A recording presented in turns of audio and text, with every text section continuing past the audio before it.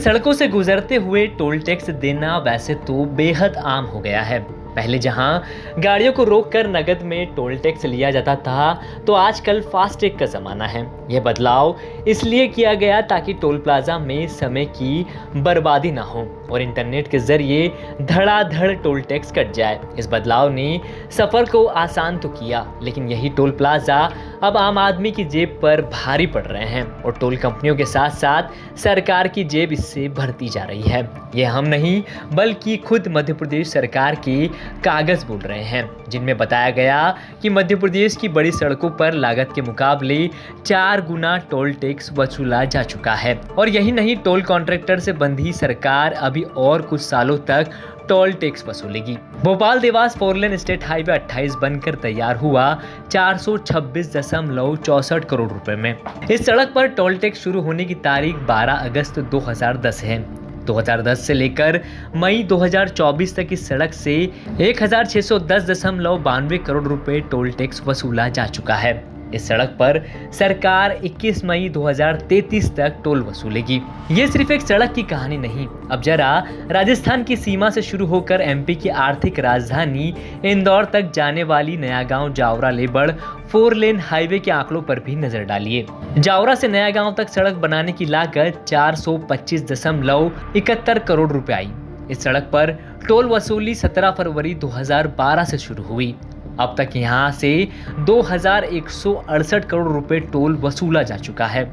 इस सड़क पर सरकार 26 अक्टूबर 2033 तक टोल वसूलेगी। लेबर तक सड़क बनाने की लागत 5089.31 करोड़ रुपए आई।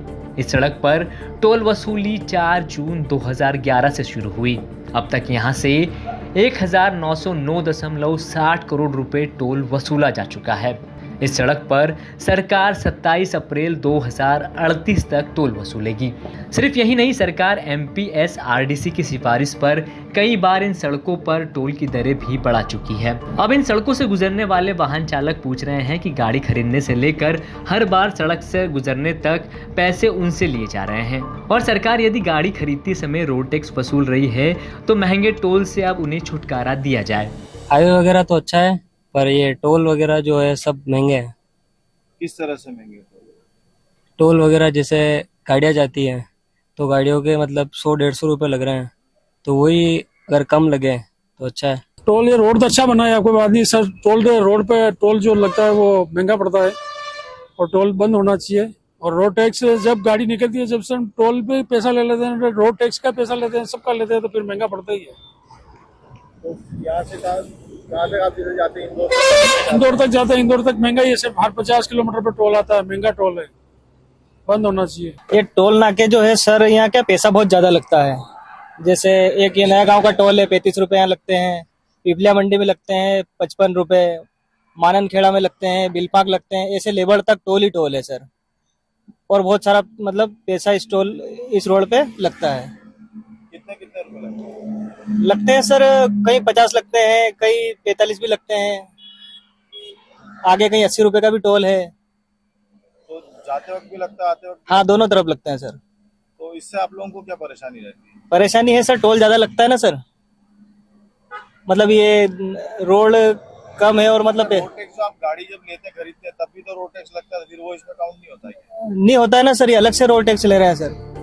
कांग्रेस विधायक प्रताप ग्रेवाल ने इस मुद्दे को इस बार विधानसभा में उठाया था और पूछा था कि इन सड़कों को बनाने से पहले यातायात की गणना का प्रमाण पत्र या नोटशीट क्यों नहीं है। फिजिबिलिटी रिपोर्ट के ट्रैफिक के आंकड़ों का परीक्षण किस दस्तावेज के आधार पर तय किया गया। देखिए, मेरे प्रश्न के उत्तर में लागत के अनुसार 3 से 4 गुना वसूली की गई, 4 गुना 5 गुना तक वसूली की गई और 2038 तक इनकी वसूली की जाना, मतलब 23 साल तक की सरकार लूट में छूट देने का सत्ता और सरकार में बैठे लोगों को बेनकाब होना चाहिए। हालांकि विधायक के सवाल का जवाब देते हुए पीडब्ल्यूडी विभाग ने बताया, यातायात गणना की पुष्टि संभागीय प्रबंधक द्वारा की जाती है। इस संबंध में कोई भी दस्तावेज तैयार नहीं किए जाते हैं। फिजिबिलिटी रिपोर्ट में यातायात के आंकड़े अनुमानित आकलन के आधार पर तैयार किए जाते हैं तथा वास्तविक आंकड़ों में अंतर होना स्वाभाविक है। इस सड़क का इस्तेमाल करने वाले लोग हैं अब वो कहीं ना कहीं ये बात कहने लगे हैं कि सड़क को बनाने की जो लागत थी उससे कई गुना ज्यादा लागत अब तक टोल के रूप में जब वसूली जा चुकी है, तो फिर अब ये टोल की वसूली क्यों हो रही है।